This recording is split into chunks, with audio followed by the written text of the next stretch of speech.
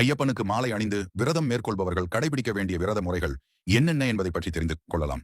மாலை போட்ட நாளிலிருந்து விரதத்தை முடிக்கும் வரை முடிவெட்டுதல், சவரம் செய்வதை தவிர்க்க வேண்டும். மெத்தை, தலையணை உபயோகிக்காமல் தரையில் துணி விரித்து படுக்க வேண்டும். பேச்சை குறைத்து மௌனத்தை கடைபிடித்தல் வேண்டும். மற்றவர்களிடம் சாந்தமாக பழக வேண்டும். பிறர் மனம் புண்படும்படி பேசக்கூடாது.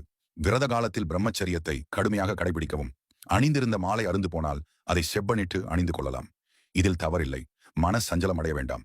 மாலை போடும் சமயத்தில் பயமோ சந்தேகமோ குற்ற உணர்ச்சியோ இருத்தல் கூடாது. அப்படி மன சஞ்சலம் இருந்தால் மாலை போடுவதை தள்ளி போடுதல் நல்லது. இருமுடி கட்டும் வைபவத்தை தனது வீட்டிலேயே வைத்துக் கொள்ளுதல் நல்லது. வீடு சுபிட்சமாக இருக்கும், மங்களமாகவும் இருக்கும். மாலை போட்ட பின் மது, புகை, அசைவ உணவுகள் போன்றவற்றை அறவே தவிர்க்க வேண்டும். சொல்லப்போனால் புகைப்பழக்கத்தை கைவிட நினைப்பவர்கள் ஐயப்பனுக்கு மாலை போடுவது ஓர் சிறந்த வழியாக அமையும். எதிர்பாராமல் உங்கள் குடும்பத்தில் பிறப்பு அல்லது இறப்பு நிகழ்ந்தால் நீங்கள் அணிந்துள்ள மாலையை சுவாமி ஐயப்பன் முன்வைத்து விடுங்கள். மேலும் ஒரு வருடம் கழித்து நீங்கள் உங்கள் யாத்திரையை தொடங்கலாம். ஐயப்பனுக்கு மாலை போட்டுவிட்டால் தலைக்கு எண்ணெய் வைக்கவோ அல்லது எண்ணெய் குளியலோ மேற்கொள்ளக்கூடாது. ஐயப்ப பக்தர்கள் வீட்டை தவிர கடைகளிலோ அல்லது வெளியிடங்களிலோ எங்கும் உண்ணக்கூடாது. மாலை அணிந்தவர்கள் காலையில் சூரியன் உதிப்பதற்கு முன் பச்சை தண்ணீரில் குளிக்க வேண்டும்.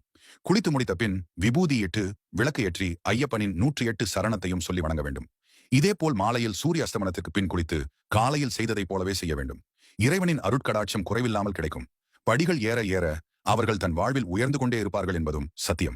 இந்த வழிமுறைகளை கடைபிடித்து விரதம் முடிந்து மலைக்கு கிளம்பும் முன் பஜனை, கூட்டு வழிபாடு, பூஜை நடத்தி பிரசாதம் தந்து உணவளிப்பது சிறப்பு. குருசாமி வீடு, கோயிலில் இருமுடி கட்டு பூஜை நடத்தலாம். கிளம்பும் போது போய் வருகிறேன் என சொல்லக்கூடாது. வீடு திரும்பியதும் குருசாமி மூலம் மாலை கழற்றவும். இருமுடி அரிசியை பொங்கியும் பிரசாதமாக எல்லோருக்கும் தர வேண்டும். விரத காலம் வழங்கிய நற்பழக்கங்களை ஆயுள் முழுக்க பின்பற்றுவதே ஐயப்பனின் பூரண அருளை தரும்.